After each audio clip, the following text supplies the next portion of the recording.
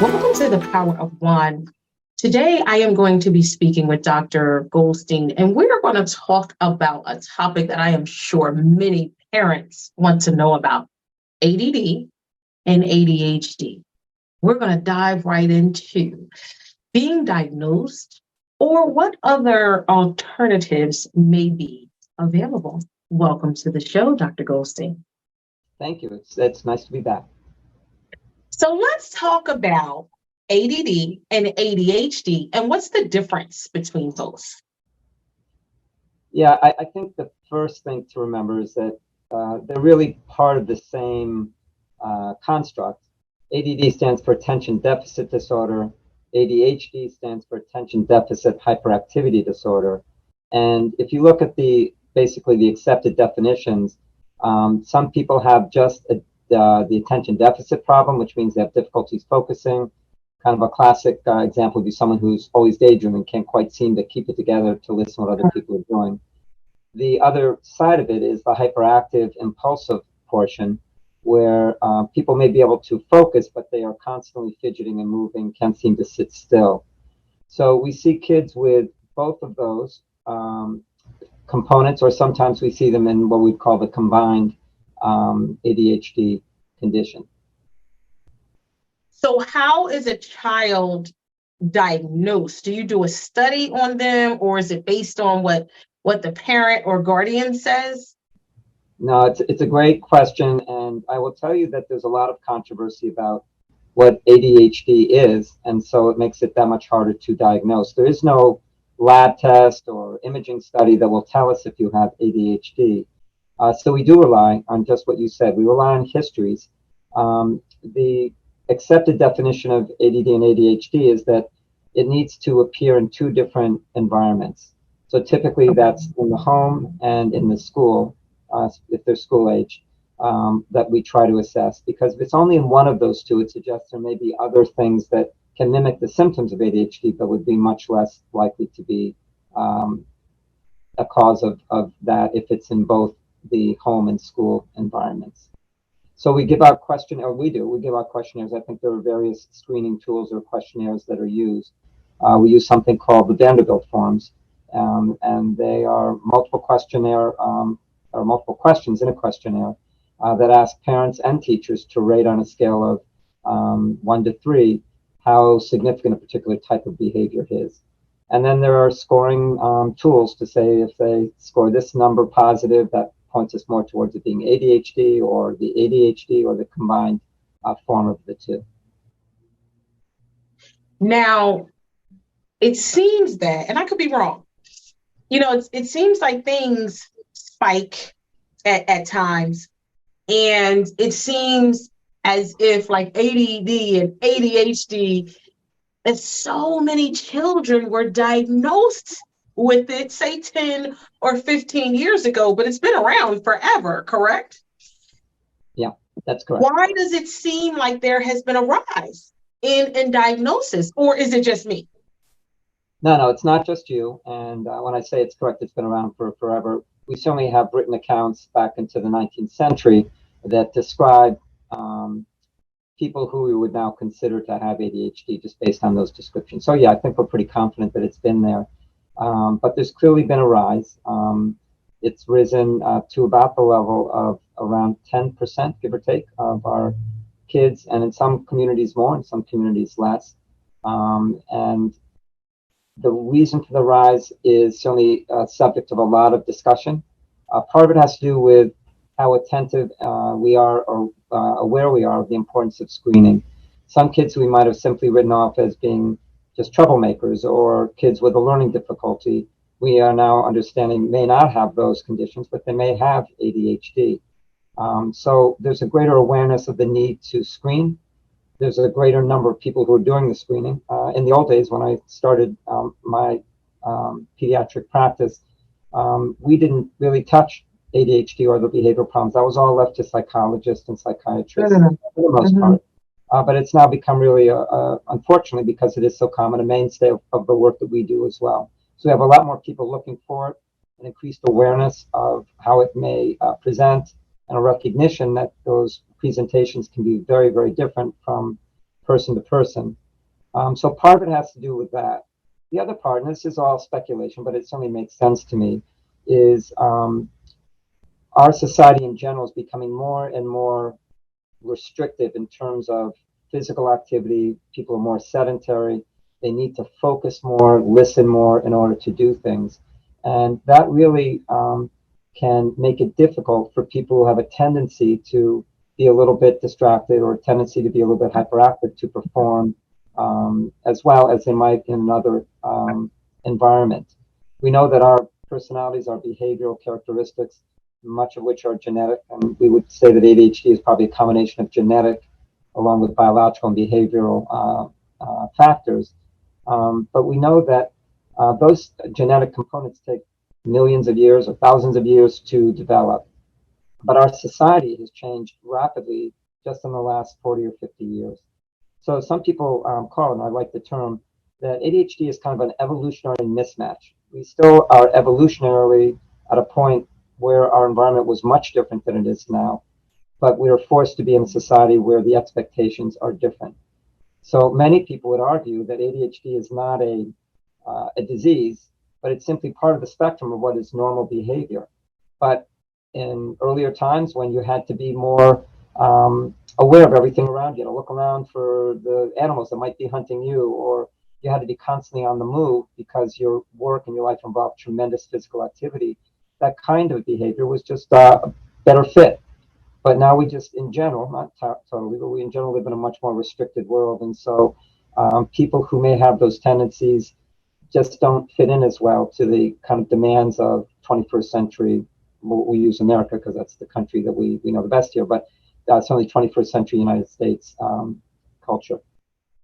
And you've hit on something, because I can't sit, say, in a classroom and listen to someone lecture, or even in a training. You know, I go to a million trainings, and I'm sitting there in a training, and if the trainer is not a good public speaker, so for the first 2 minutes, I'm listening. You might get 5. I don't know. But you know what I mean? I'm gone, but I don't learn that way. I'm hands-on learner. And that's bad. Like for me, coming all through school, because most of the things were not hands-on. You know what I mean? Things where we had to sit behind a desk and listen. So take that into account for children with different learning styles. And some of them probably got classified as having a learning disability because they learn like me. But we all have different styles of learning. What about that child who was sexually abused? What about that child who's in a household where domestic violence is taking place? What about that child who was physically abused? All of that can alter their behavior, correct? Yeah, and this is where it does get both complicated and controversial, because what you're really describing are factors that can contribute to what we now call post-traumatic stress disorder. These are toxic stress exposures. Stress in general is a healthy, normal thing for all of us to have. It helps us to react and respond and to survive in the world. But when the stress becomes toxic, when it reaches a level or a severity or a duration that just is not healthy for the developing brain, it does then create real problems. And one of the things that makes making the diagnosis of ADHD sometimes difficult is that people with PTSD can act and appear exactly like someone with ADHD. And you could theoretically have both, but you're completely right that those behaviors that develop in some of these kids who have just had really horrific life experiences can certainly alter both how they think and how they react and how they function. So we have to be a little cautious and careful. I don't think it's that uncommon that kids with PTSD are inappropriately diagnosed with ADHD. Now we're getting to the alphabet soup of diagnoses. And as a result, medications are thrown at them, but they don't work. And so, I was talking to someone who's an expert in PTSD, and he said, the best medicine for PTSD is nothing, because none of those medicines work. But therapists, psychiatrists are always looking to try to make the diagnosis fit what's going on with their patient. And so they'll try one medicine. If that doesn't work, they'll try another, or they'll add another medicine. And before you know it, you're giving multiple medications for someone whose main issue is really having had toxic stress exposure that's really affected them. And so that's a whole different avenue of approach. Once you appreciate that exists, then you want to be careful and wary of just throwing medications. We know that ADHD, and a lot of studies will certainly support this, is remarkably responsive to medication. It makes a huge difference. And I certainly don't want to belittle that, because it's an important thing. And when we recognize it in diagnosis and we treat it, for many of these kids, it's a game changer, it's a life changer, because all of a sudden they can function in school. All of a sudden they can have friends. All of a sudden their whole sense of who they are is dramatically changed. But you run the risk, of course, of having everyone try to fit that diagnosis. Even though the symptoms may be the same, the diagnosis may be very, very different. Now, with ADHD, that medication, it doesn't cause the child to be in like a zombified state. The drug is meant for them to be able to function, correct? Yeah, I love your questions, because these are all the things that we hear all the time. And one of the important things about being an effective physician is to make sure that our families feel comfortable telling us what their fears or concerns are. And that is certainly one that is frequently expressed, that the medications will make their kids zombies. And it's actually, for the most part, there's always the potential of uncommon side effects where you can be a little more sleepy with the stimulant medications. But for the most part, it's the complete reverse. What the medications are, what stimulants do, is not to make you a zombie. It makes you more alert. The way I think about it, at least I think about personally, understand ADHD, is that when you and I are talking, and we have ADHD, it's not too bad. Neither you or I have it real bad. We're able to listen to each other, but we're not distracted by the noises in the background, or the shadows on the walls, or the movements in other areas. We are able to focus our attention on and prioritize the most important thing that's happening in our discussion. People with ADHD really struggle with that. They have trouble sort of being able to focus their thoughts in one area. And so what the stimulant medicines do, and that's the main, there are multiple medications, but that's the main one that's effective in about 80% of kids, give or take, does is to increase your alertness. It's very similar to having your cup of coffee in the morning. It doesn't make you sleepy, it makes you more alert. It allows you to focus and become more aware of what's important to be paying attention to. So again, there are potential side effects to the medications. Drowsiness is one of them, but it's a very uncommon one. And, I'm not a big fan of throwing medications at behavioral problems, but we recognize that ADHD is we'll call it a neurodevelopmental condition, and there is some biologic and genetic components that do respond to certain medications to really help kids. And again, if you talk to a family who has a child who truly has that condition, and they are open to and they're willing to try the medication, they will tell you it is just a completely different person that they're living with. Not as a zombie, but as a functioning person who's able to do well in schools, able to maintain friendships, who doesn't get into as many accidents, who's just less impulsive. It really can be a wonderful change for some people. Now, when a child is diagnosed, what should the parents be aware of? Because their child has been diagnosed with ADD or ADHD, and you don't want to hinder your child, you want to empower your child, but what should they look for? When should they just be a little less, what's the word I'm looking for? A little less rule giving or rule throwing. So what signs should they look for, and how should they then be able to care for their child? Well, I'm going to go off on just a quick tangent, because I think this is true a lot in medicine. You have to be really, really careful about labels, and they can be as painful and as harmful as giving a shot to someone or doing a surgery. And as soon as we use a label like ADHD, it has tremendous emotional consequences for families. And what I tell every parent about this and other diagnoses like autism is that the child that you have known and loved is no different now than the child that you knew and loved before I gave you that diagnosis. It is simply a name that helps us to come up with a strategy to help your child. but they are no different than they ever were. And I think it's really important that we make sure that the humanity of the child is preserved and maintained and celebrated, and that the parents don't develop just a fear or a sense of permanent loss, that somehow something is wrong with their child that wasn't true before. So we need to be careful about those tendencies. I think that, and this is coming from a pediatrician, I'm sure you'll get a more thoughtful, sophisticated response from a therapist or psychiatrist. But I really tell parents, you are going to treat your child the same way you always have, but you just have to be a little bit more vigilant. If a child has the combined ADHD type, hyperactivity and impulsivity, that means they're more prone to get into accidents. So you have to be really careful about keeping medicines out of reach. You have to be really careful about making sure that guns are locked and put away because of that impulsive nature of someone who has that condition. You want to be clear about developing structures and rules so that they know what's expected of them, so that they're able to not be too overwhelmed by all these different stimuli in the home. So it's really structure, it's expectations combined with a lot of love and patience.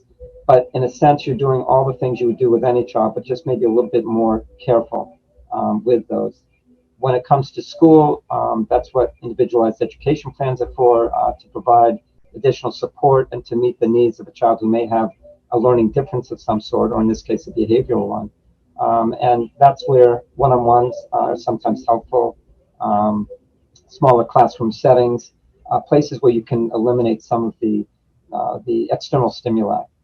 I think anybody who has to be in a classroom of 30 plus kids with one teacher and limited resources and there's no air conditioning, which unfortunately describes a lot of the classrooms in Philadelphia, are prone to being distracted and hyper because it's just a terrible environment to be in. So to the extent that you can alter and manipulate those environments and be in a smaller classroom setting, that's the kind of intervention which makes a difference for those kids on a day-to-day basis in school. But it's easy for anyone to be distracted in the way, unfortunately, many of our kids are subjected to in the school system. Does that make sense a little bit? So, yeah, I'm sorry, go on. No, I'm sorry.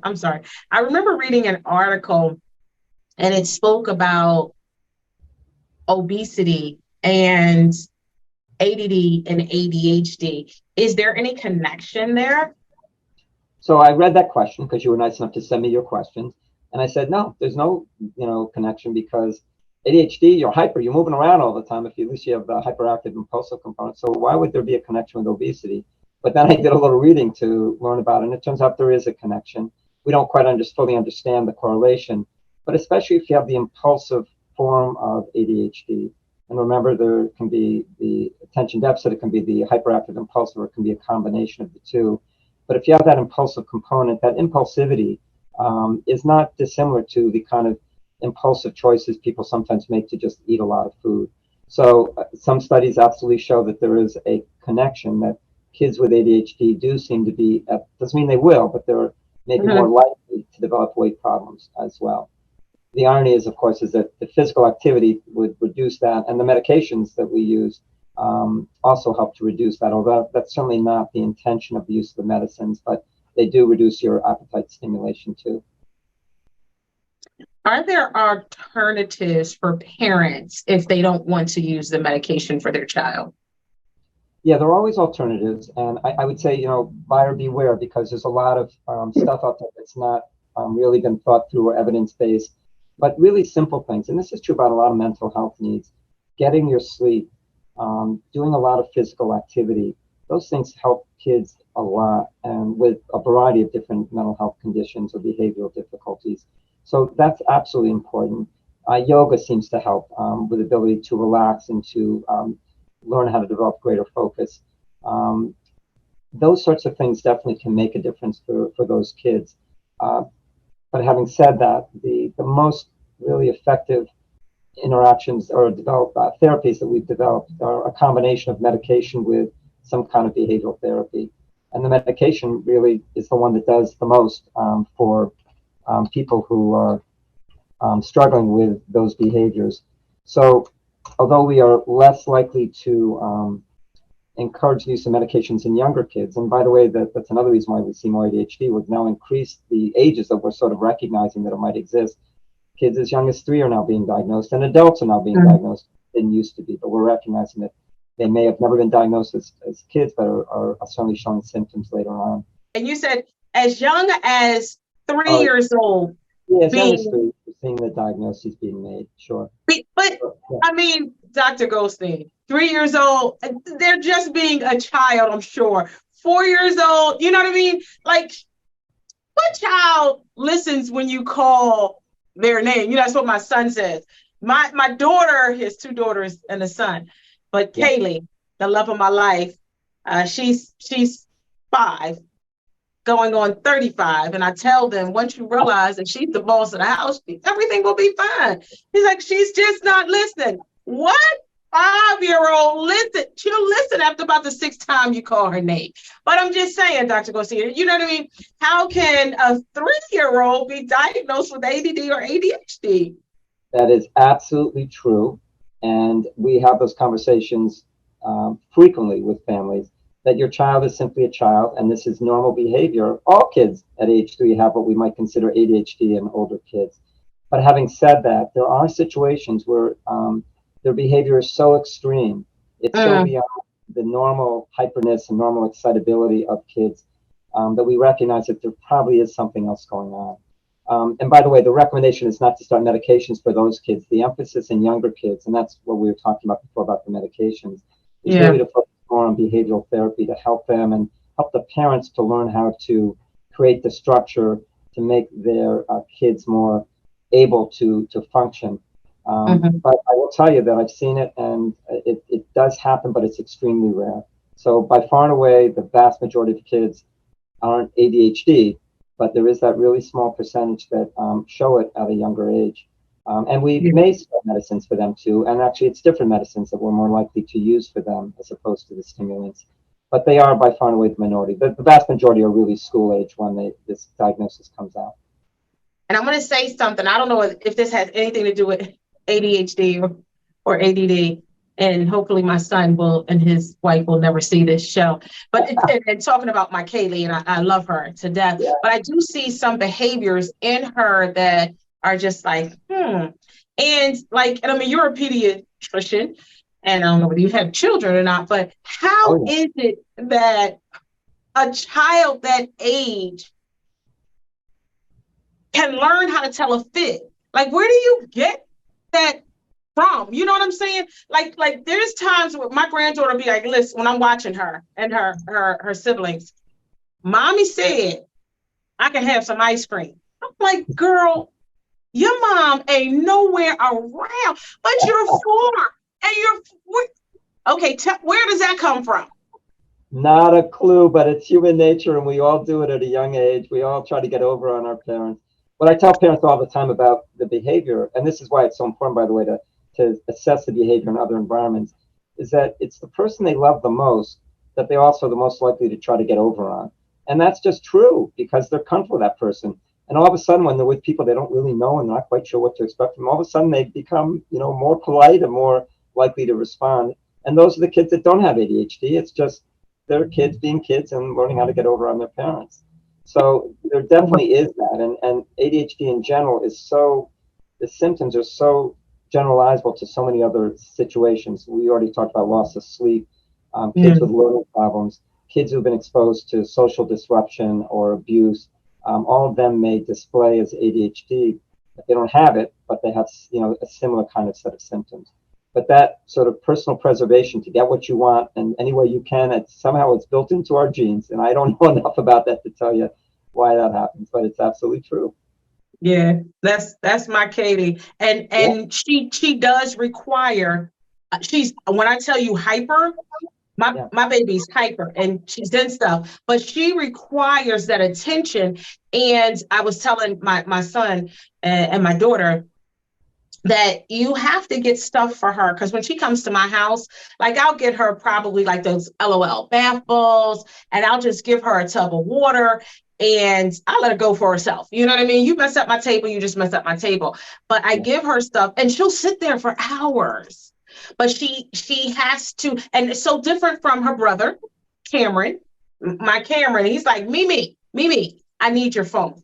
So he'll grab my phone and he's watching Mario, he's watching Roblox, and he's quiet off in a corner. And then they have the youngest baby. All of them are my heart, and that's Kaylani. And she's just walking back and forth. So she's like 1.5. She's a preemie. So she's just walking back and forth, grabbing stuff, and she's in her own little world. But my Kaylee, she has to have something to entertain her. And if she doesn't, oh boy, like she's in something that she has no business being in. But again, you have 3 different children and three different personalities. Yeah, and I think it sort of highlights one of the main contentions that I think most people would say about ADHD is that it's part of the spectrum of normal behavior. It's just on one end of that spectrum, and you get kids and adults on all ends of that spectrum. As they get older, they may change, they may become more quiet or more focused. But it's really natural behavior, but it's not well adapted to the modern, environment and the modern expectations, which is why I do like that term, that evolutionary mismatch. I just think people are built in a way that makes some of us more likely than others to really just need that constant activity. And it goes back to your other question about what do you tell parents? Well, you do give them something to do to help to channel some of that energy. You do try to create simple, basic rules with them, and you try to minimize distractions that may have them deviate from what you would like them to be working on, whether it's their homework or other things. Right. I think you're witnessing, in a sense, the whole spectrum of personality in kids, and your 3 kids there. Yeah, my 3 grandbabies, and even with my children. So I have the 2 sons, my 28-year-old, my 26-year-old. Now my 28-year-old, when he was young, woo, it was just like, and then my youngest, they're 2 years apart, so it was like night and day for those 2. And oh, my 28-year-old, he gave me a run for my money. You hear me? I was looking at this kid like, okay, yeah, you are just like your father. But I'm going to end on that note. Thank you so much for joining me today. You are welcome. Thank you for having me. Thank you so much for joining me today. We had a really good conversation with Dr. Goldstein about ADD and ADHD. It's important to understand both of them if your child is diagnosed. But just like Dr. Goldstein said, that diagnosis does not mean that you love your child any less. It does not mean that you have to treat them any different. You continue to love on them the way you have been. Peace and love.